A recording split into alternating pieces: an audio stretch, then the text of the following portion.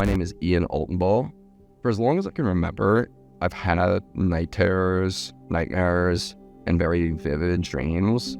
So I think that there's definitely some sort of biological or genetic aspect to it.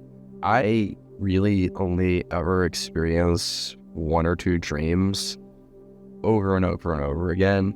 The dream that I experience the most, that I feel like I can recall pretty readily, I call it the escape from the complex dream.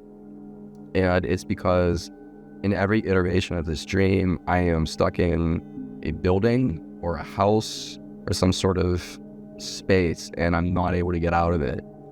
The barriers that prevent me from getting out of it might vary. Sometimes it's people gaslighting me, preventing me from leaving. Hey Ian, where'd you put your shoes?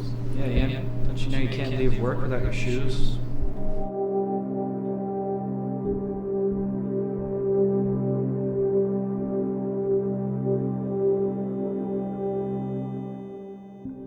Other times there are physical barriers, like I can't open the door to get out, or there was one where I couldn't find my car keys to leave.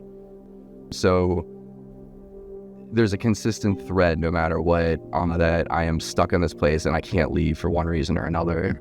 Whoa, Ian, you can't take the stairwell. It's under construction. You can't leave, Ian. You can't leave. You're never gonna leave. Woke myself up by punching myself in the side of the head. I vaguely remember dreaming about it. I remember feeling my arm doing it, and then I immediately woke up because it hurt.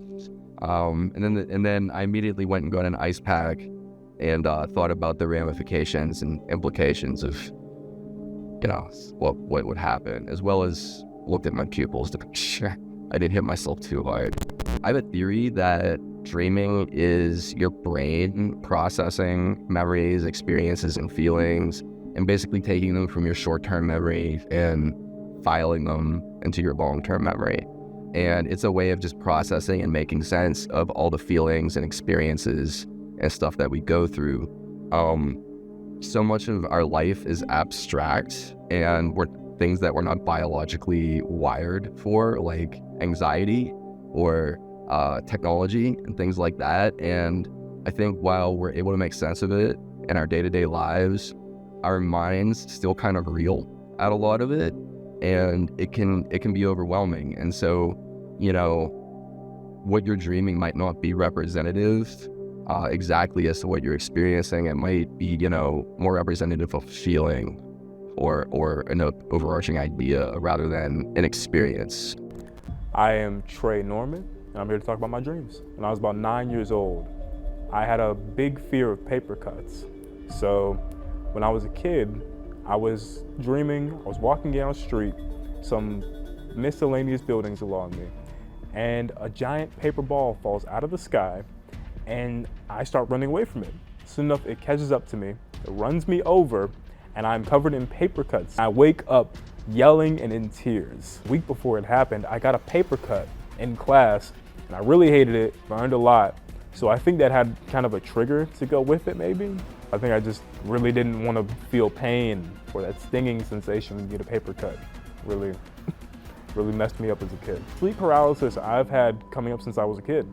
And I realized that the trigger for that is when I wake up and try to go back to sleep again while laying on my back.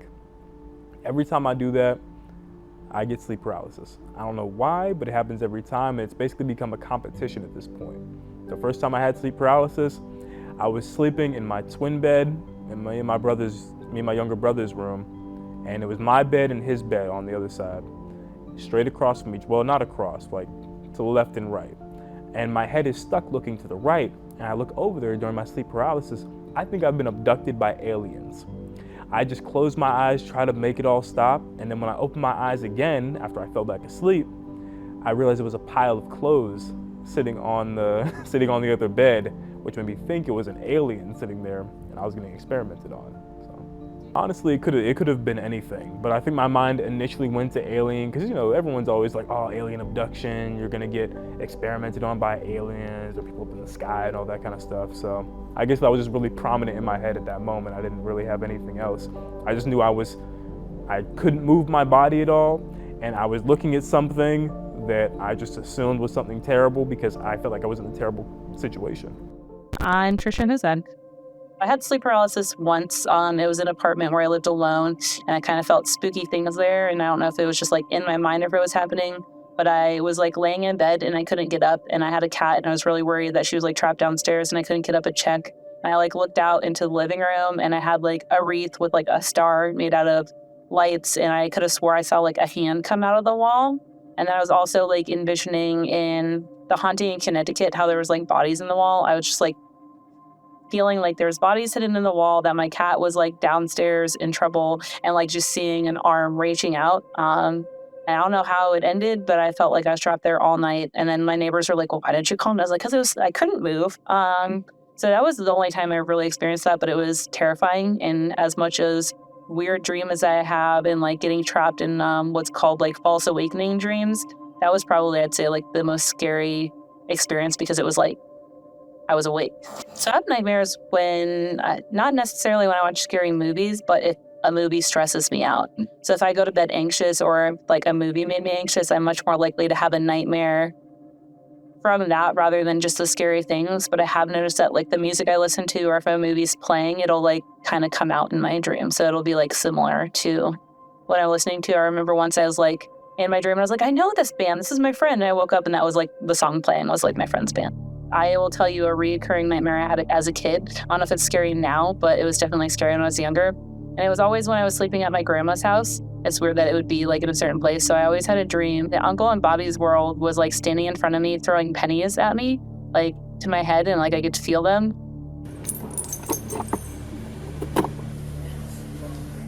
And then my uncle would swoop in and save the day.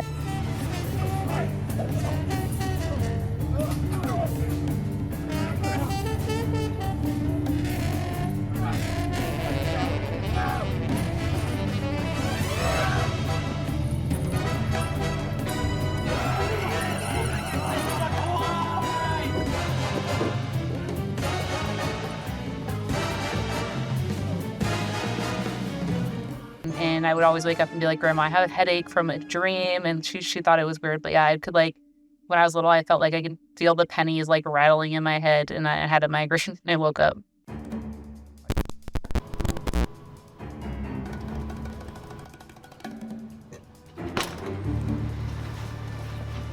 Oh, hey, Charlotte.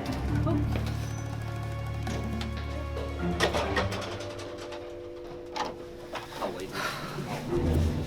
Milton, where's Jackie? Jackie! Why are you doing this to me? What are you talking about? You're making me live through all these dreams. They're not my dreams. You're making me do all this like I'm some kind of prop. We had a production like 2 weeks ago. Are you feeling okay? Did you get hit that hard? Oh. Okay. Okay. I'll see you at lunch. Oh, okay. Bye, Jackie. Trish. Bye. So anyway, wrapping up post-production in about